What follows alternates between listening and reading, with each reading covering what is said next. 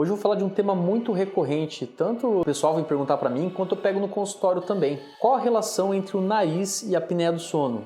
Eu operando o nariz, eu melhoro a minha apneia do sono? Fica comigo até o final desse vídeo que você vai entender então qual que é a relação fundamental entre a apneia obstrutiva do sono e a respiração nasal.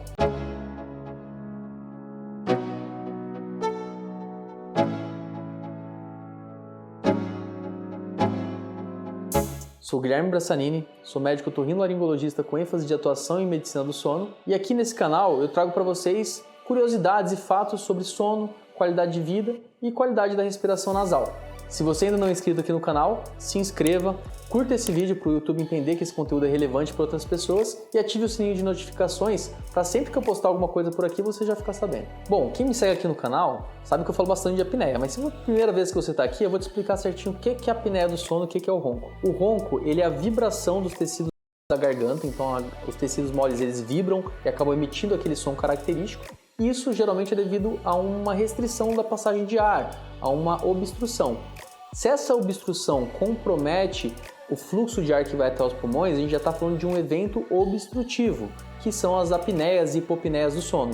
Então, o principal sintoma de apneia do sono é o ronco, por isso que tem essa relação entre ronco e apneia obstrutiva do sono, e quando a gente vai falar de um fator de risco de um, geralmente está envolvido no fator de risco do outro, uma vez que o ronco, podemos dizer que ele é como se fosse o primeiro passo ali para o desenvolvimento de uma possível apneia, e é por isso que todo ronco deve ser investigado. Mas então, por que a gente indica uma cirurgia nasal? Quais são as principais causas, vamos falar assim, de obstrução nasal? Uma das principais é a rinite, que é a inflamação da mucosa nasal. Então, quando o paciente tem um quadro inflamatório, ele acaba inflamando a mucosa do nariz e podendo causar uma obstrução. Então, tudo que você ouvir na medicina de it no final é uma inflamação. Então, gastrite, inflamação do estômago, artrite da articulação, rinite da mucosa do nariz. E a sinusite? É a inflamação da mucosa do nariz e dos seios da face. Então a sinusite é uma outra causa aí também de possibilidade de inflamação e obstrução nasal. Sinusites crônicas podem estar envolvidas, por exemplo, em crescimento de pólipos no nariz. Pólipos no nariz também vai causar uma obstrução nasal. Alterações anatômicas, como por exemplo desvio do septo ou a própria cavidade nasal sendo mais estreita, ela pode também gerar um quadro de obstrução, ainda mais se estiver relacionado a um quadro inflamatório, uma rinite. Então rinite mais uma alteração anatômica, maior chance ainda de obstrução nasal. Também é legal pontuar que em crianças o crescimento da carne esponjosa, que é a adenoide, ela pode causar uma obstrução nasal, uma vez que essa estrutura fica atrás do nariz. E também a gente não pode esquecer, é claro, dos tumores.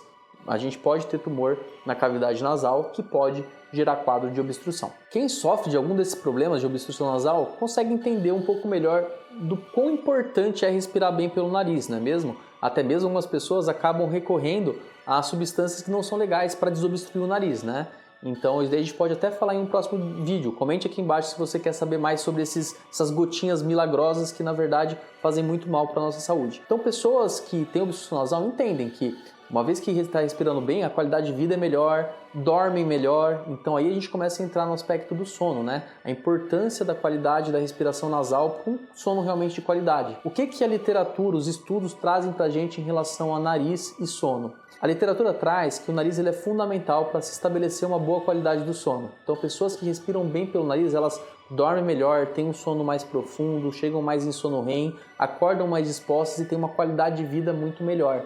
Diferentemente de pacientes que têm obstrução nasal, que tendem a ter um sono mais fragmentado, um sono que não chega tanto nas fases mais importantes e que acordam geralmente mais cansados. Quando a gente vai falar na relação entre nariz e ronco, a gente já tem algumas divergências dentro da literatura.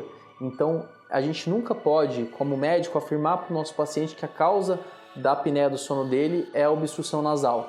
Ela pode ser, mas nem sempre a gente tratando um quadro de obstrução nasal, a gente vai de fato estar tratando também a apneia. Só que a gente entende que no tratamento da apneia a gente precisa muitas vezes de lançar mão de alguns dispositivos, como por exemplo o CPAP, o aparelho intraoral, que eu já falei aqui no canal sobre eles.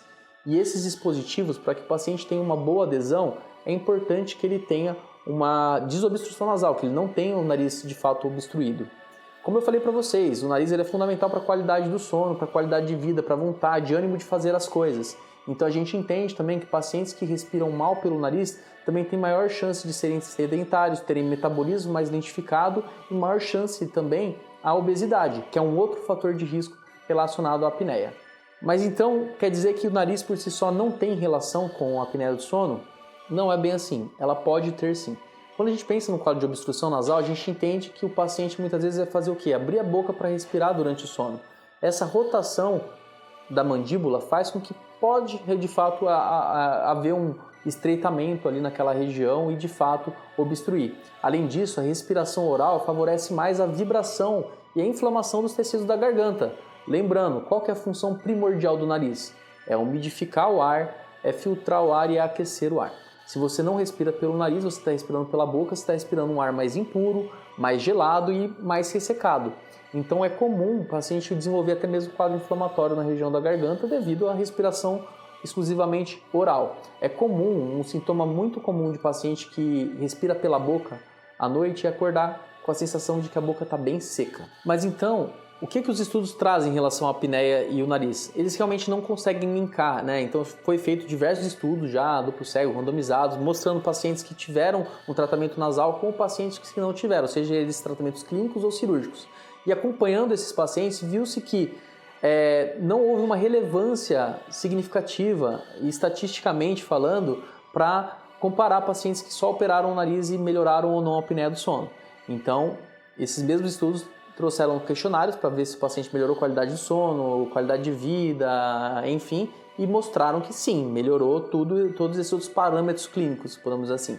Mas é claro, dentro desses estudos, alguns pacientes, uns e outros, acabavam melhorando da apneia quando operavam o nariz. Então pode acontecer de a gente fazer uma cirurgia nasal, o paciente melhorar o ronco, pode acontecer de a gente fazer uma cirurgia nasal e o paciente melhorar a apneia, mas a gente não pode prometer esse tratamento, né? Vou operar seu nariz, você vai parar de roncar, vai parar de ter apneia. Não. E muitas vezes, se a região que vibra da via aérea dele é mais retronasal, muitas vezes o paciente melhorando a respiração nasal pode até mesmo piorar um quadro de ronco, por exemplo.